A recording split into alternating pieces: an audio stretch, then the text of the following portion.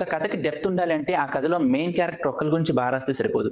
తన చుట్టూ ఆ క్యారెక్టర్ చుట్టూ ఉన్న ప్రతి పాత్రకి ఎంతో కొంత వెయిటేజ్ ఇవ్వాలి. వాళ్ళకంటూ ఒక పర్పస్ ఉండాలి.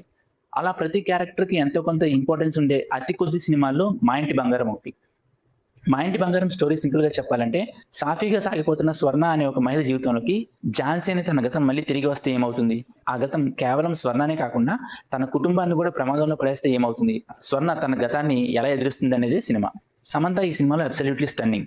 ఝాన్సీ క్యారెక్టర్ కొంచెం 'ఫ్యామిలీ మ్యాన్ 2'లో రాజీ క్యారెక్టర్ కొంచెం రిజెంబ్లెన్స్ ఉంటది. కొన్ని ట్రైట్స్ కనిపిస్తా ఉంటాయన్నమాట. తన క్యారెక్టర్ గాని, తన బ్యాక్ స్టోరీ గాని ఎంతో కొంత కొంచెం రాజీకి రిజెంబ్లెన్స్ కనిపిస్తా ఉంటదన్నమాట.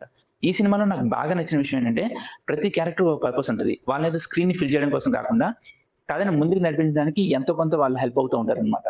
ముఖ్యంగా స్వర్ణకి కిరణ్మయి అని ఒక బెస్ట్ ఫ్రెండ్ ఉంటారు. మంజుష గారు యాక్ట్ చేశారు.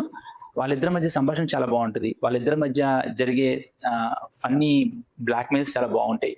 అండ్ బాచిరాజు క్యారెక్టర్ ఒకటుంటుంది. శ్రీనివాస్ గారు యాక్ట్ చేశారనమాట.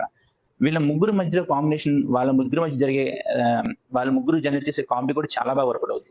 ఈవెన్ కొన్ని సీరియస్ సిట్యుయేషన్స్‌లో కూడా ఆహ్, చాలా చాలా నీట్‌గా, ఆర్గానిక్‌గా కామెడీ జనరేట్ చేస్తా ఉంటారనమాట. అది బాగుంటుంది. కరుణ క్యారెక్టర్‌లో గుల్షన్ గారు యాక్ట్ చేశారు. ఈ సినిమా కొంచెం సీరియస్‌నెస్ యాడ్ చేసే క్యారెక్టర్ అనమాట అది. అండ్ కొంచెం ఎమోషనల్ డెప్త్ కూడా ఉంటది ఆ క్యారెక్టర్‌లో. అది చాలా బావుంటుంది. సినిమా ఫస్ట్ హాఫ్ చాలా ఎంగేజింగ్‌గా ఉంటది. కామెడీ ఉంటది. ఫైట్స్ ఉంటాయి. యాక్షన్ సీక్వెన్సెస్ ఉంటాయి.